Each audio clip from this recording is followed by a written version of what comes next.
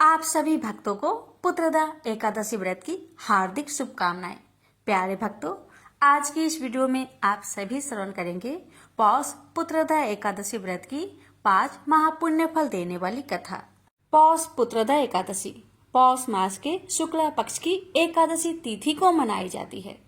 इस एकादशी को कई स्थानों पर बैकुंठ एकादशी, स्वर्ग वथील एकादशी, मुक्त कोटि एकादशी के नाम से जाना जाता है। इस दिन भगवान विष्णु और माँ लक्ष्मी की पूजा की जाती है। इस व्रत को करने से संतान सुख की प्राप्ति होती है। साथ ही इस व्रत को करने से दाम्पत्य जीवन भी खुशहाल बना रहता है। विष्णु जी की कृपा से व्यक्ति को सुख समृद्धि की प्राप्ति होती है। ये भी माना जाता है कि पौष पुत्रदा एकादशी का व्रत करने वाले साधक के लिए मोक्ष के द्वार खुल जाते हैं। विष्णु जी को समर्पित एकादशी व्रत रखने से व्यक्ति के पापों का भी नाश हो जाता है।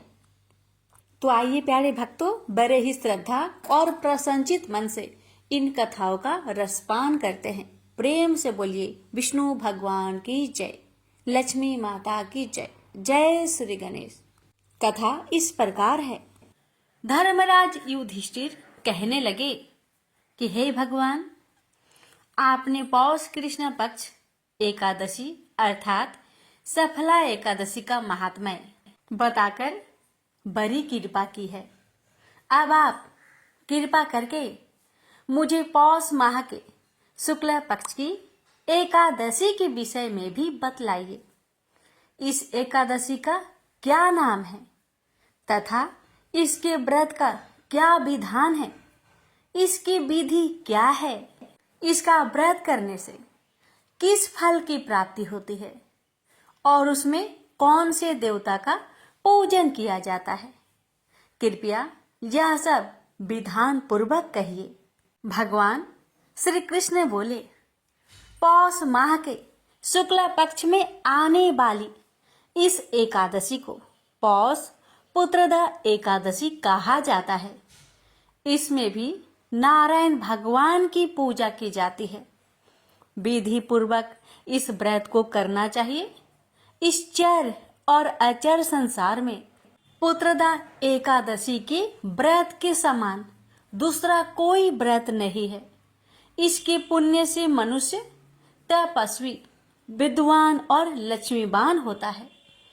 इसकी मैं एक कथा कहता हूँ, सो तुम ध्यान पूर्वक सुनो। भद्रावती नामक नगर में सुकेतुमान नाम का एक राजा राज्य करता था। उसके कोई पुत्र नहीं था। उसकी स्त्री का नाम सभ्या था। वह निपुत्री होने के कारण सदैव चिंतित रहा करती थी। राजा के पितर भी रो रो कर पिंड लिया करते थे और सोचा करते थे कि इसके बाद हमको कौन पिंड देगा। राजा को भाई, बांधव, धन, हाथी, घोड़े, राज्य और मंत्री, इन सब में से किसी से भी संतुष्ट नहीं होता था।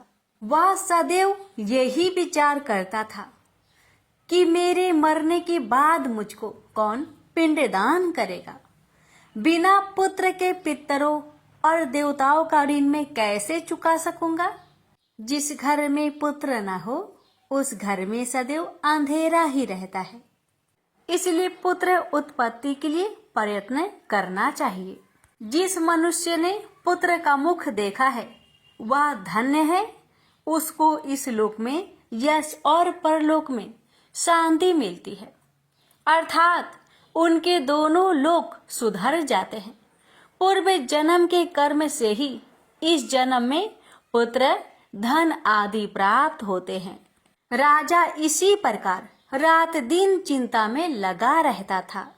एक समय तो राजा ने अपने शरीर को त्याग देने का निश्चय किया, परंतु आत्मघात को महान पाप समझकर उसने ऐसा नहीं किया। एक दिन राजा ऐसा ही विचार करता हुआ अपने घोड़े पर चढ़कर वन को चल दिया तथा पंछियों और वृक्षों को देखने लगा। उसने देखा कि वन में मृग, बाघ, सुअर, सिंह, बंदर, सर्प आदि सब भ्रमण कर रहे हैं। हाथी अपने बच्चों और हथिनियों के बीच घूम रहा है। इस वन में कहीं तो गीदड़ अपने कर्कश स्वर में बोल रहे हैं, कहीं उल्लू ध्वनि कर रहे हैं। वन के दृश्य को देखकर राजा सोच विचार में लग गया। इसी प्रकार आधा दिन बीत गया। वह सोचने लगा कि मैंने कई यज्ञ किए, ब्राह्मणों को स्वादिष्ट भोजन से तृप्त किया, फिर भी मुझको दुख प्राप्त हुआ, क्यों? राजा प्यास के मारे अत्यंत दुखी हो गया और पानी की तलाश में इधर उधर फिरने लगा। थोड़ी दूर पर राजा ने एक सरोवर देखा। उस सरोवर में कमल खिले थे तथा सारस, हंस, मगरमच्छ आदि विहार कर रहे थे। उस सरोवर के चारों तरफ मुनियों के आश्रम बने हुए थे। उसी समय राजा के दाहिने अंग फरकने लगे। राजा शुभ शकुन समझकर घोड़े से उतरकर मुनियों को दंडवत प्रणाम करके बैठ गया। राजा को देखकर मुनियों ने कहा, हे राजन, हम तुमसे अत्यंत प्रसन्न हैं। तुम्हारी क्या इच्छा है, सो कहो। राजा ने पूछा, महाराज, आप कौन हैं और किस लिए यहाँ आए हैं? कृपा करके बतलाइए। मुनि कहने लगे कि हे राजन, आज संतान देने वाली पुत्रदा एकादशी है। हम लोग विश्व देव हैं और इस सरोवर में स्नान करने के लिए आए हैं। यह सुनकर राजा कहने लगा कि महाराज, मेरे भी कोई संतान नहीं है। यदि आप मुझ पर प्रसन्न हैं तो एक पुत्र का वरदान दीजिए। मुनि बोले, हे राजन, आज पुत्रदा एकादशी है, आप अवश्य ही इसका व्रत करें। भगवान की कृपा से अवश्य ही आपके घर में पुत्र होगा। मुनि के वचन को सुनकर राजा ने उसी दिन एकादशी का व्रत किया और द्वादशी को उसका पारण किया। इसके पश्चात मुनियों को प्रणाम करके महल में वापस आ गया। कुछ समय बीतने के बाद रानी ने गर्भ धारण किया और 9 महीने के पश्चात उनके एक पुत्र हुआ। वह राजकुमार अत्यंत शूरवीर, यशस्वी और प्रजापालक हुआ। श्री कृष्ण बोले, हे राजन, पुत्र की प्राप्ति के लिए पुत्रदा एकादशी का व्रत करना चाहिए। जो मनुष्य इस महात्म्य को पढ़ता या सुनता है उसे अंत में स्वर्ग की प्राप्ति ही होती है। प्रेम से बोलिए विष्णु भगवान की जय, माता लक्ष्मी की जय। राजा अम्बरीश भगवान श्री हरि के परम भक्त थे। वे पृथ्वी के 7 द्वीप, अचल संपत्ति और अतुल ऐश्वर्य के शासक होने पर भी इन्हें सपने तुल्य समझते थे, क्योंकि वे जानते थे कि जिस धन वैभव के लोभ में पड़कर मनुष्य घोर नरक में जाता है, वह केवल 4 दिन की चांदनी है। राजा अम्बरीश का भगवान श्री कृष्ण में और उनके प्रेमी साधुओं में परम प्रेम था। उन्होंने अपने मन को श्री कृष्ण के चरणों में, वाणी को भगवान के गुणों का गान करने में, हाथों को श्री हरि के मंदिर मार्जन में और अपने कानों को भगवान की मंगलमयी कथा के श्रवण में लगा रखा था। उन्होंने अपने नेत्रों को श्री हरि की विग्रह व मंदिरों के दर्शन में, नासिका को उनके चरण कमलों पर चढ़ी श्रीमती तुलसी की दिव्य गंध में और जीवा को भगवान के प्रति अर्पित नैवेद्य प्रसाद में संलग्न कर दिया था। राजा अम्बरीश के पैर भगवान के क्षेत्र आदि की पैदल यात्रा करने में ही लगे रहते और वे सिर से भगवान श्री कृष्ण के चरण कमलों की वंदना किया करते थे। इस प्रकार उन्होंने अपने सारे कर्म यज्ञ पुरुष इंद्रियातीत भगवान के प्रति उन्हें सर्वोत्तम एवं सर्वरूप समझकर समर्पित कर दिए थे और भागवत भक्त ब्राह्मणों की आज्ञा अनुसार वे इस पृथ्वी का शासक करते थे।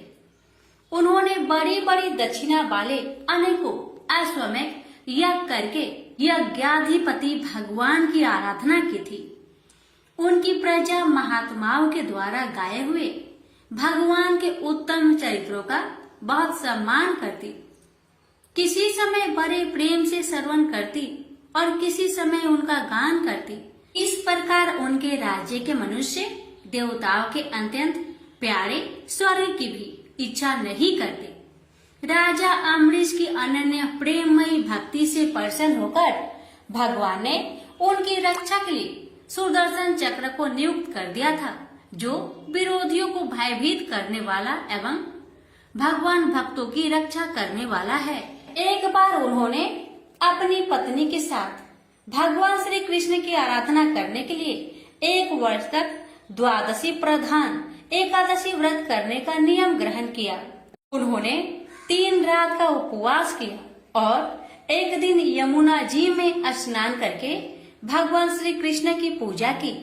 तत्पश्चात पहले ब्राह्मणों को स्वादिष्ट और अत्यंत गुणकारी भोजन कराकर उन लोगों के घर 60 करोड़ गौएं सुसज्जित करके भेज दी। जब ब्राह्मणों को सब कुछ मिल चुका, तब राजा ने उन लोगों से आज्ञा लेकर व्रत का पारण करने की तैयारी की। उसी समय श्राप और वरदान देने में समर्थ स्वयं दुर्वासा जी भी उनके यहाँ अतिथि रूप में पधारे।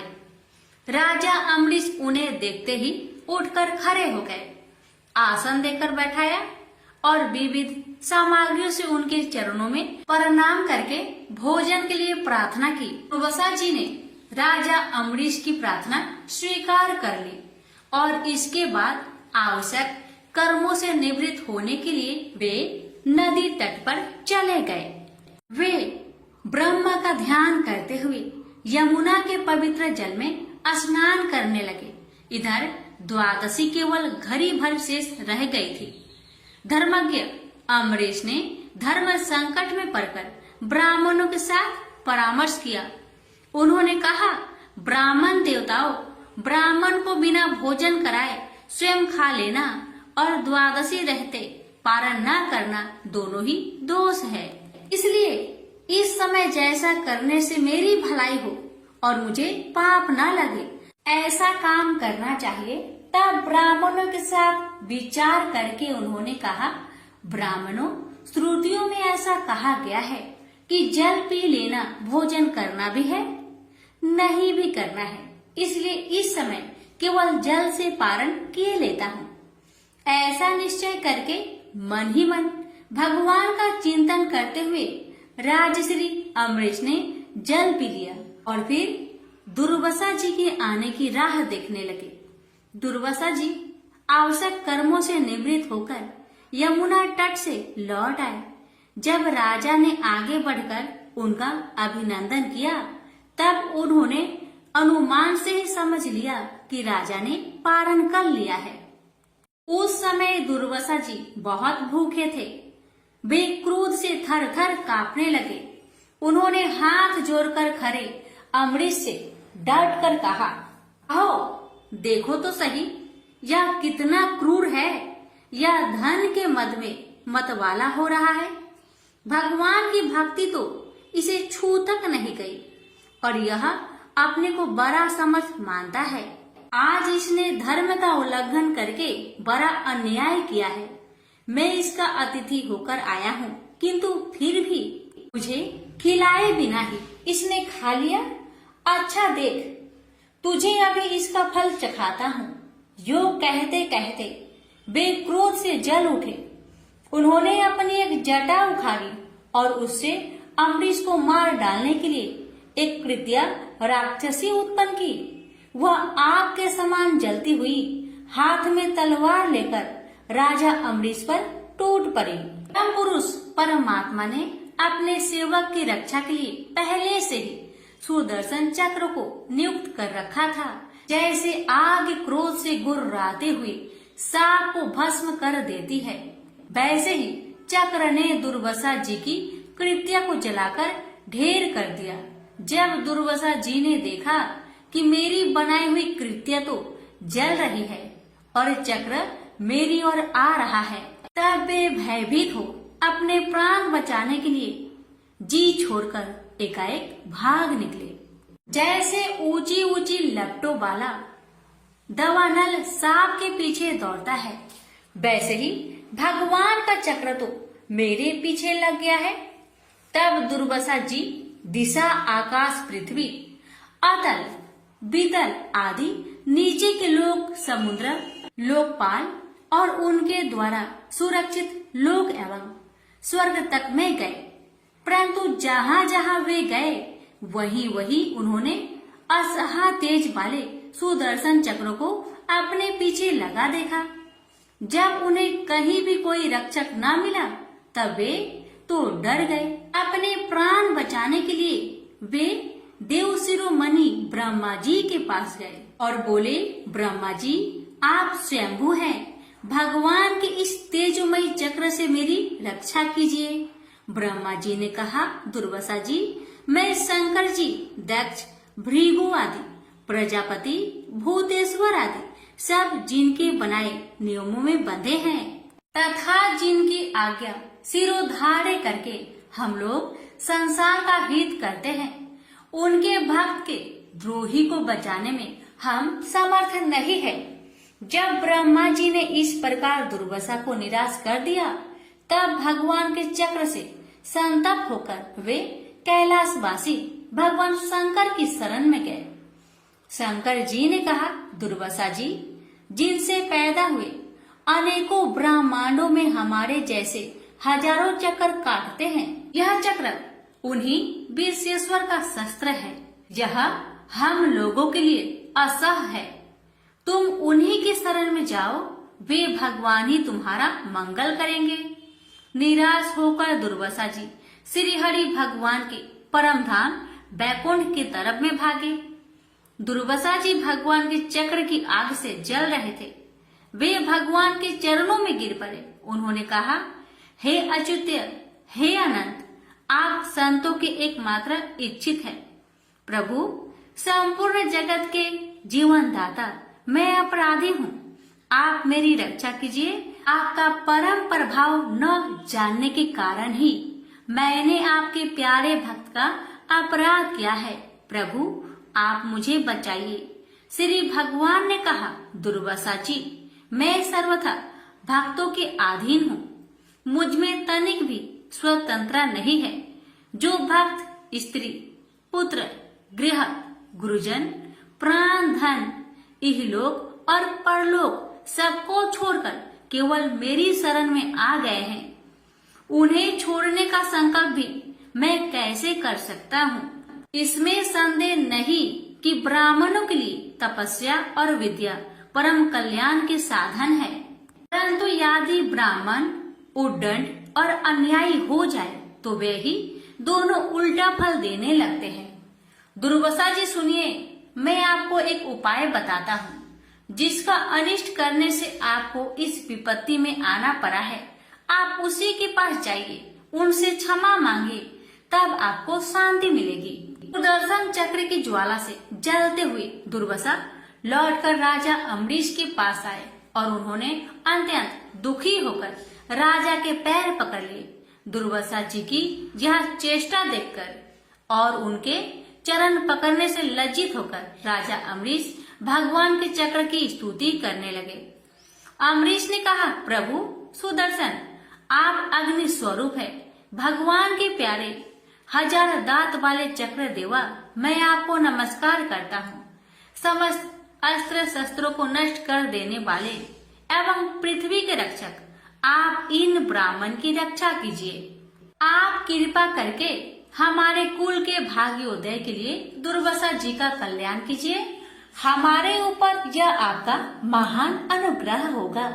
यदि मैंने कुछ भी दान किया हो या किया हो अथवा अपने धर्म का पालन किया हो, यदि हमारे वंश के लोग ब्राह्मणों को ही अपना आराध्य देव समझते रहे हो तो दुर्वासा जी की जलन मिट जाए।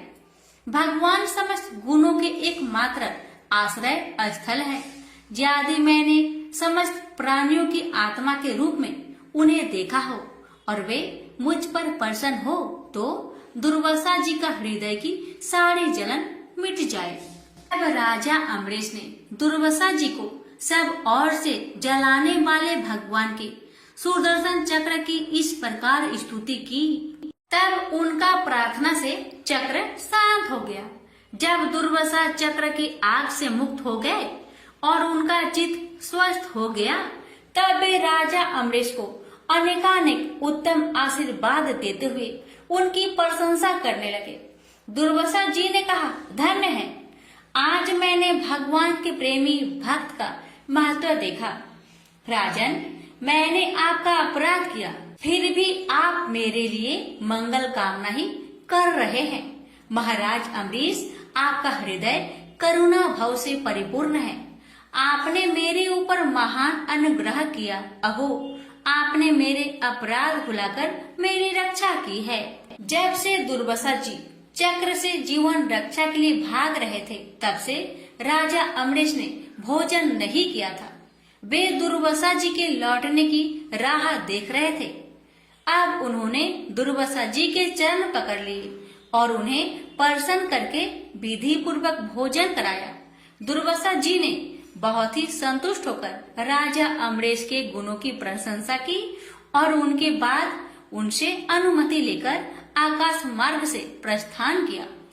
जब सुदर्शन चक्र से भयभीत होकर दुर्वासा जी भाग रहे थे, तब से लेकर उनके लौटने तक 1 वर्ष का समय बीत गया था। इतने दिनों तक राजा अम्बरीश उनके दर्शन की आकांक्षा से केवल जल पीकर रहे। दुर्वासा जी के जाने के बाद उनके भोजन से बचे हुए अत्यंत पवित्र अन्न को राजा ने सपरिवार ग्रहण किया। कुछ वर्ष बीतने पर राजा अम्बरीश ने अपने ही समान भक्त पुत्र पर राज्य का भार छोड़ दिया और स्वयं वन में चले गए।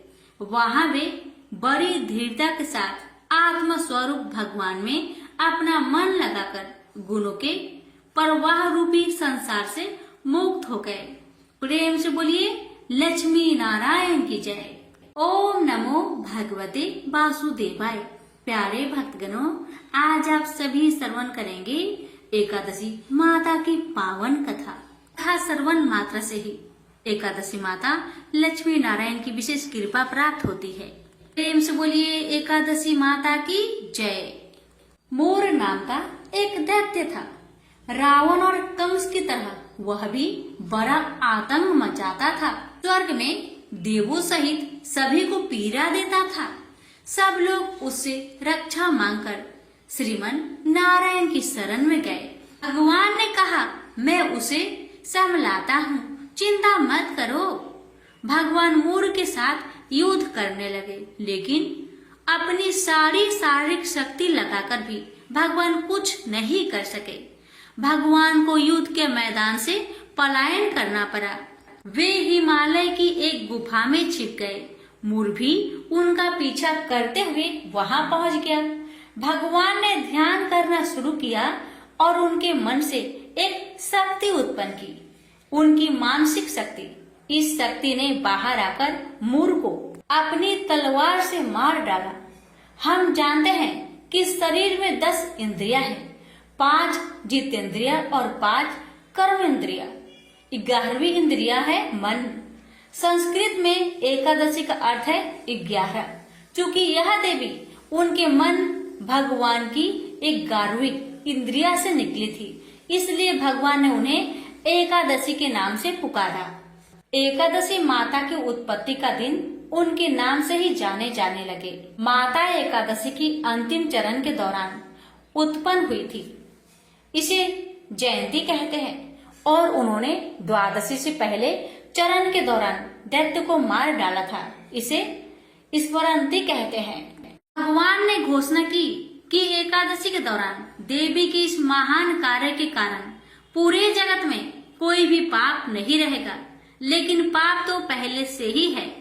जब उसने यह सुना, पाप पुरुष आश्रय की तलाश में इधर उधर भागने लगा। एकादशी के दौरान वह कहाँ रहेगा? वह जहाँ भी गया, सभी ने उसे आश्रय देने से इनकार कर दिया। अंत में अन्न भोजन एकादशी के दौरान उसे आश्रय देने के लिए सहमत हुआ। वो एकादशी के दौरान सभी पाप भोजन में आश्रय लेते हैं।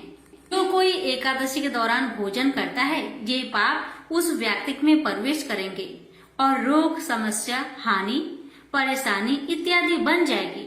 एकादशी देवी को विष्णु कन्या भी कहा जाता है, क्योंकि वह भगवान की मानस पुत्री है। उनकी मूर्ति पूरी जगन्नाथ मंदिर और द्वारिका धाम में है।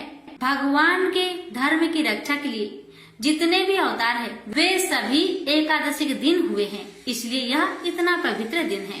प्रेम से बोलिए लक्ष्मी नारायण की जय, एकादशी माता की जय। महाराष्ट्र के पढ़रपुर में भक्त त्रिलोचन जी और उनकी पत्नी निवास करते थे। वे भगवान श्री कृष्ण के बहुत बड़े भक्त थे। भक्त त्रिलोचन श्री वर्ण से वैश्य थे। उनका महाजनी का काम था। भगवान की कृपा से उनके पास धन की कोई कमी नहीं थी। उनके कोई संतान नहीं थी, लेकिन उन्हें संतान न होने का दुख भी नहीं था। वे सदा भगवान की भक्ति में ही मन लगाए रहते थे, इसलिए उन्होंने संतान की आशा कभी नहीं की। भक्त त्रिलोचन जी की संत सेवा में भी बहुत निष्ठा थी। वह भगवान बद्रीनाथ के मंदिर में आने वाले दर्शनार्थियों को बड़े प्रेम से अपने हाथों से भोजन बनाकर खिलाते थे। दोनों पति पत्नी सारा दिन अपने हाथों से भोजन बनाते और साधु संतों और श्रद्धालुओं को खिलाते। इसलिए उनके घर पर सदा ही लोगों की भीड़ लगी रहती थी। जितने लोग भगवान बद्रीनाथ के मंदिर में दर्शन के लिए आते, उतने ही लोग त्रिलोचन जी के घर प्रसाद पाने आते। दोनों पति पत्नी बड़े भाव से सभी आगंतुकों की सेवा करते थे।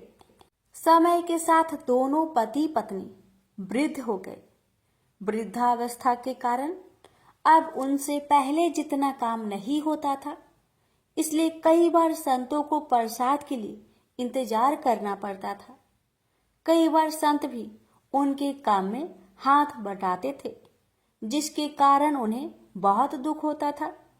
धीरे धीरे उनके घर आगंतुकों का आना भी कम हो गया। इस कारण त्रिलोचन जी बहुत दुखी रहने लगे। एक दिन त्रिलोचन जी ने अपनी पत्नी से कहा, हम दोनों अब वृद्ध हो चुके हैं, अब हमसे उतना काम नहीं होता, इसलिए क्यों ना हम संतों की सेवा के लिए एक सेवक रख ले, जो संतों के सेवा के काम में हमारी मदद करे। त्रिलोचन जी की पत्नी बोली, ये तो बहुत अच्छा विचार है। अगर सेवक आ जाएगा तो हम पहले की तरह संत सेवा कर पाएंगे, लेकिन सेवक ऐसा होना चाहिए जो मन लगाकर साधुओं की सेवा करे। त्रिलोचन जी ने कहा, ठीक है। त्रिलोचन जी ने अपने घर के बाहर बड़े बड़े अक्षरों में लिख दिया, यह संत सेवा के लिए एक सेवक की आवश्यकता है। कोई सेवा भावी व्यक्ति भीतर आकर संपर्क करे। भगवान बद्रीनाथ श्री कृष्ण से त्रिलोचन जी की यह कष्ट देखा नहीं गया। अगले दिन स्वयं भगवान बद्रीनाथ एक किशोर बालक का रूप बनाकर उनके घर आ गए। उस समय त्रिलोचन जी भगवान के ध्यान में बैठे थे। किशोर बालक त्रिलोचन जी को प्रणाम करके बोला, साहब, आपको सेवक की आवश्यकता है। मैं आपके यहाँ सेवक बनकर काम करने के लिए तैयार हूँ। त्रिलोचन जी और उनकी पत्नी ने देखा, एक बड़ा ही सुंदर 15-16 वर्ष की आयु का एक किशोर बालक उनके सामने खड़ा था। उसने टूटी हुई चप्पल और फटे पुराने वस्त्र पहने थे। त्रिलोचन जी ने पूछा, बेटा, तुम्हारा नाम क्या है और तुम्हारे घर में कौन कौन है? बालक ने बताया, मेरा नाम अंतर्यामी है और मैं अकेला ही हूँ, मेरा कोई नहीं। यह सुनकर त्रिलोचन जी और उनकी पत्नी को उस बालक पर बहुत दया आई। त्रिलोचन जी ने उनसे पूछा, बेटा, तुम क्या काम करना जानते हो?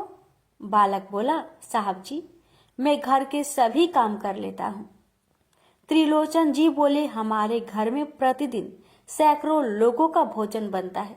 क्या तुम रोज इतने लोगों का भोजन बना सकते हो? वह बालक बोला, साहब, आप बिल्कुल निश्चिंत रहिए। भोजन बनाने में तो मुझे विशेष क्षमता प्राप्त है। सैकड़ों लोगों का भोजन बनाना तो मेरे बाएं हाथ का काम है। मैं तो भोजन बनाने के साथ साथ आपके घर झाड़ू बर्तन और साफ सफाई भी कर दिया करूंगा। यह सुनकर त्रिलोचन जी बहुत प्रसन्न हुए। उन्होंने सोचा, यह तो हमें बहुत अच्छा सेवक मिला है। त्रिलोचन जी बोले, ठीक है, तुम यहाँ पर सेवा कर लेना, लेकिन यह तो बताओ, तुम यहाँ पर सेवा करने का क्या लोगे? बालक बोला, बाबूजी, मुझे बस भरपेट भोजन दे दो और रात को सोने के लिए जगह दे दो। मुझे बस इतना ही चाहिए। त्रिलोचन जी बोले, हमारे घर में भोजन की कोई कमी नहीं। तुम्हारी जितनी इच्छा हो तुम उतना भोजन करना, और हमारा घर भी बहुत बड़ा है। हम तुम्हें एक कमरा दे देंगे, तुम वहां आराम से रहना। वह बालक बोला, मैं आपके घर के सभी कार्य करूंगा, लेकिन मेरी कुछ शर्तें हैं। त्रिलोचन जी बोले, बताओ तुम्हारी क्या शर्तें हैं?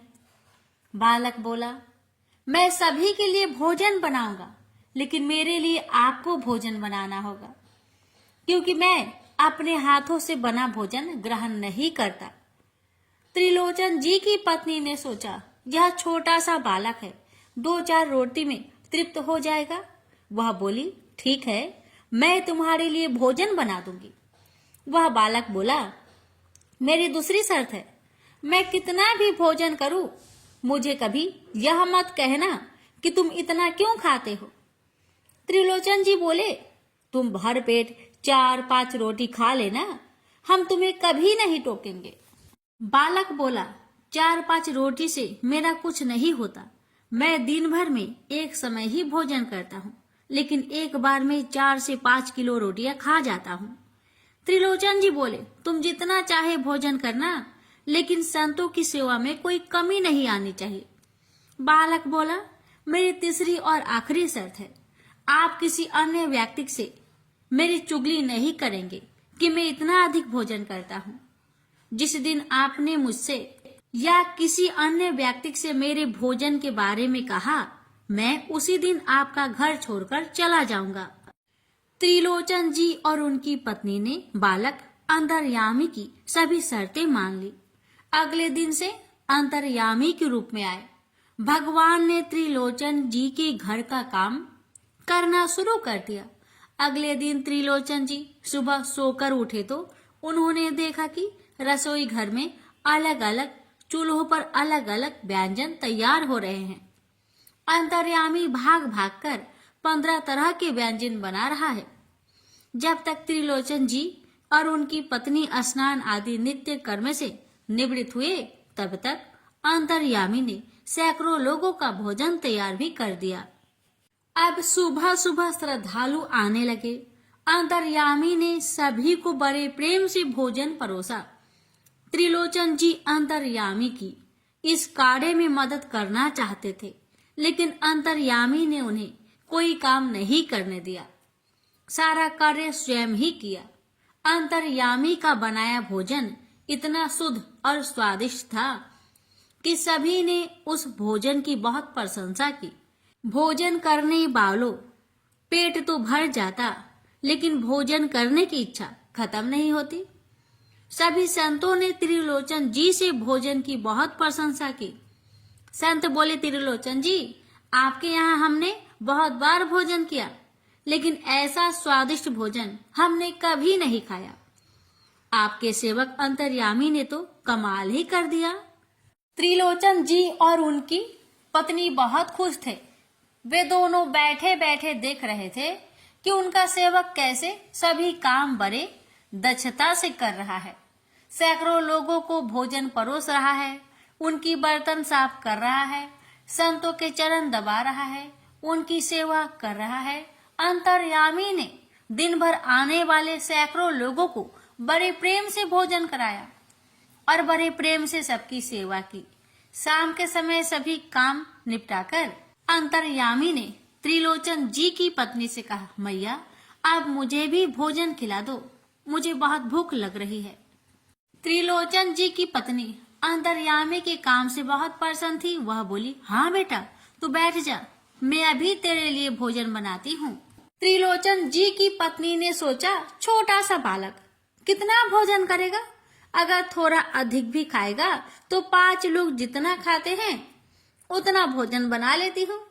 उन्होंने 5 लोग भरपेट भोजन कर सके उतना भोजन बनाकर अंतर्यामी को भोजन करने के लिए बैठाया।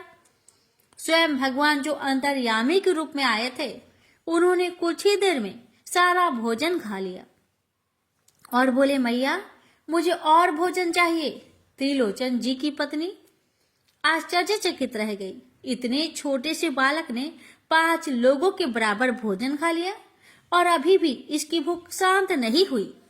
अंतर्यामी के लिए 5 और लोगों का भोजन बनाया गया, लेकिन उससे भी उनकी भूख शांत नहीं हुई। इस प्रकार अंतर्यामी के लिए बार बार भोजन बनाया गया और अंततः 50 लोगों के बराबर भोजन करके अंतर्यामी की भूख शांत हुई। इस तरह इतना सारा भोजन बनाते बनाते त्रिलोचन जी की पत्नी परेशान हो गई। अब यह उनका नित्य नियम हो गया। अंतर्यामी भगवान दिन भर सारे काम करते, संतों को प्रेम से भोजन कराते, उनकी सेवा करते और शाम को त्रिलोचन जी की पत्नी के हाथों से बना भोजन ग्रहण करते। अब तो त्रिलोचन जी के घर आने वाले संतों और श्रद्धालुओं की संख्या भी बढ़ने लगी। अंतर्यामी इतना स्वादिष्ट भोजन बनाता था जिसकी सभी प्रशंसा करते थे। त्रिलोचन जी के घर के भोजन की चर्चा दूर दूर तक होने लगी, जिससे और अधिक संत और श्रद्धालु आने लगे। सभी संत प्रसन्न होकर त्रिलोचन जी को आशीर्वाद देकर जाते थे। अब त्रिलोचन जी को कोई परिश्रम नहीं करना पड़ता था। उनके पास कोई काम ना होने के कारण उनके पास समय भी बहुत था, इसलिए वे अपना सारा दिन भगवान के भजन में, गाने में बिताने लगे। त्रिलोचन जी के घर में दिन भर भगवान के भजन गाए जाने लगे और सत्संग होने लगा, जिससे उनके घर और अधिक संत आने लगे। त्रिलोचन जी के घर प्रतिदिन उत्सव जैसा माहौल रहने लगा। सब जगह त्रिलोचन जी की जय जयकार होने लगी। इसी प्रकार 13 महीनों का समय बीत गया। एक दिन त्रिलोचन जी की पत्नी पड़ोस में गई। महिलाओं की आपस में बातचीत होने लगी। एक महिला ने त्रिलोचन जी की पत्नी से कहा, जब से अंतर्यामी आया है आपके घर में तो बड़ी खुशहाली आ गई है और त्रिलोचन की तो रंगत ही बदल गई है। उनके चेहरे पर बड़ा तेज आ गया है। उनकी सेहत भी पहले से बहुत अच्छी हो गई है, लेकिन आप तो पहले से भी दुबली थी और अब भी दुबली हो। आपकी सेहत में कोई सुधार क्यों नहीं आया?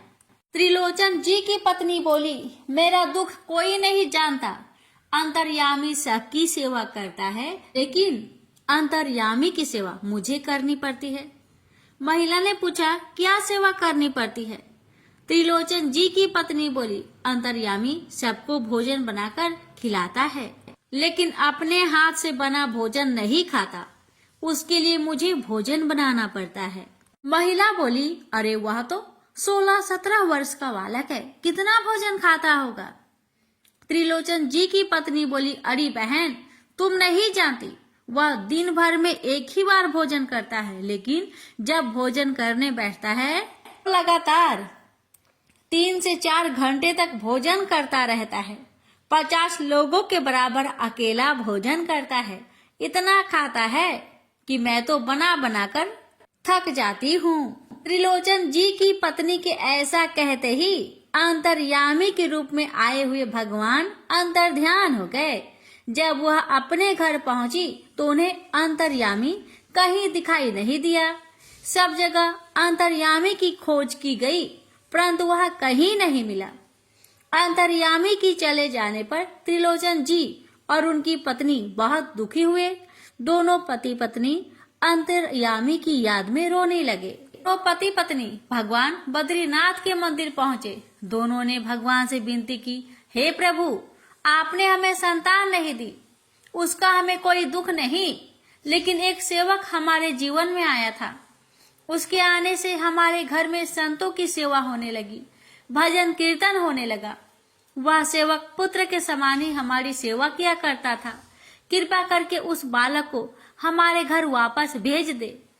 ऐसा कहकर दोनों पति पत्नी आंखों से आंसू बहाने लगे। तभी उन दोनों को अंतर्यामी की आवाज सुनाई दी, साहेब जी, मैं यहाँ हूँ। दोनों ने आंखें खोली तो उन्होंने पाया यह आवाज भगवान बद्रीनाथ की मूर्ति से आ रही थी। भगवान बद्रीनाथ बोले, आप दोनों ने जीवन भर साधु संतों और मंदिरों में आने वाले श्रद्धालुओं की सेवा की है, इसलिए आप पर प्रसन्न होकर मैं स्वयं अंतर्यामी का रूप लेकर इस कार्य में आपकी सहायता करने आया था। यदि आप चाहेंगे तो मैं फिर से आपकी सहायता करने आ जाऊंगा। इतना सुनकर त्रिलोचन जी और अधिक विलाप करने लगे। वो बोले, हे प्रभु, हम जैसे तुच्छ प्राणियों के घर आप नौकर बनकर आए। आपने हमारी सेवा की, हमारे लिए भोजन पकाया, हमारे बर्तन धोए। हे प्रभु, हम आपको पहचान नहीं पाए। आपसे सेवा करवा कर हमसे बहुत बड़ा पाप हो गया। भगवान बोले, आपसे कोई पाप नहीं हुआ, हम स्वयं आपकी भक्ति से प्रसन्न होकर आपकी सहायता करने आए थे। अब आप दोनों शोक रहित होकर अपने घर जाइए। शीघ्र ही आप दोनों मुक्त होकर हमारे परम धाम में हमारा सानिध्य प्राप्त करेंगे। प्रेम से बोलिए श्री कृष्ण भगवान की जय।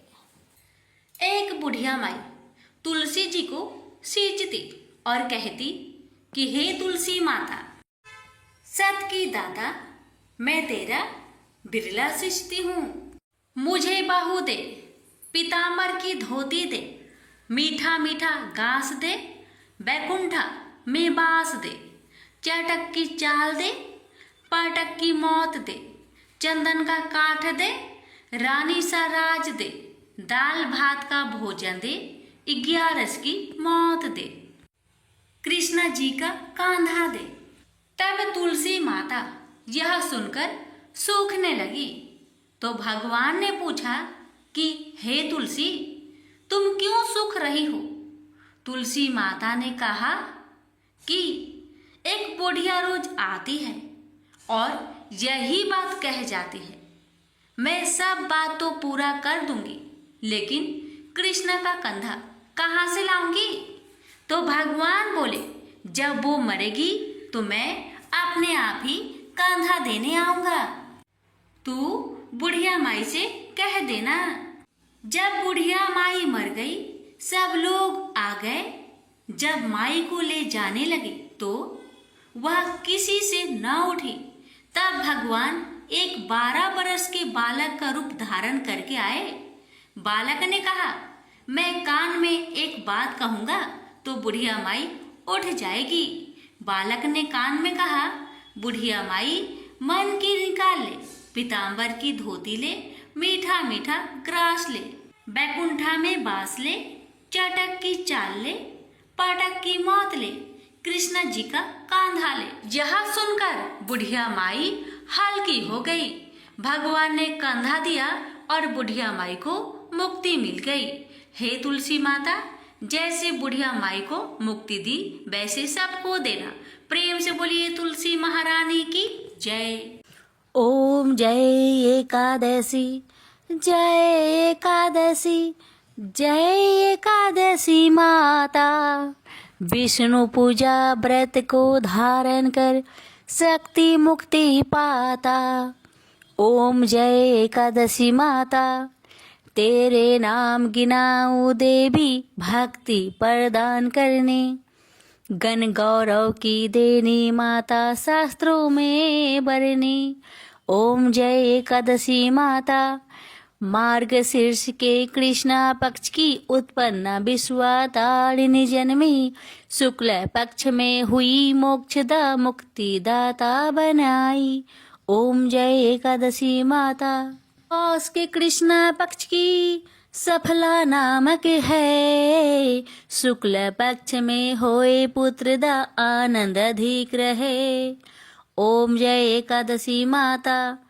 नाम सटटिला माघ मास में कृष्ण पक्ष आवे, शुक्ल पक्ष में जया कहावे, विजय सदा पावे।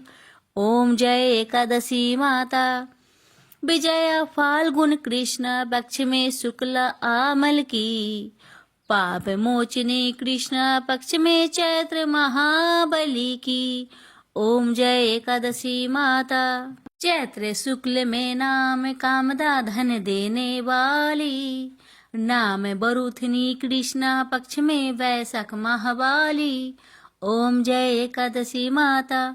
शुक्ल पक्ष में होई मोहिनी, अपरा ज्येष्ठ कृष्ण पक्षी, नाम निर्जला सब सुख करने कृष्ण पक्ष रखी। ओम जय एकादशी माता। योगिनी नाम आषाढ़ में जानो कृष्ण पक्ष करनी, देव सैनी नाम कहायो शुक्ल पक्ष धरनी। ओम जय एकादशी माता। कामिका श्रावण मास में आवे कृष्ण पक्ष कहिए, श्रावण शुक्ल होए पवित्र आनंद से रहिए, श्रावण शुक्ल होए पवित्र आनंद से रहिए। ओम जय एकादशी माता। जा भाद्रपदे कृष्ण पक्ष की परिवर्तनी शुक्ला, इंद्रा आश्विन कृष्ण पक्ष में व्रत से भाव सागर निकला। ओम जय एकादशी माता। पापंकुशा है शुक्ला पक्ष में आप हरण हारी, रमा मास कार्तिक में आवे सुखदायक भारी। ओम जय एकादशी माता। देवोत्थानी शुक्ला पक्ष की दुख ना सके मैया, देवोत्थानी शुक्ला पक्ष की दुख ना सके मैया, पावन मास में करूं विनती पार करो नैया, पावन मास में करूं विनती पार करो नैया। ओम जय एकादशी माता। परमा कृष्ण पक्ष में होती जन मंगल करनी, परमा कृष्ण पक्ष में होती जन मंगल करनी, शुक्ल मास में होए पद्मिनी दुख दरिद्र हरनी, शुक्ल मास में होए पद्मिनी दुख दरिद्र हरनी। ओम जय एकादशी माता।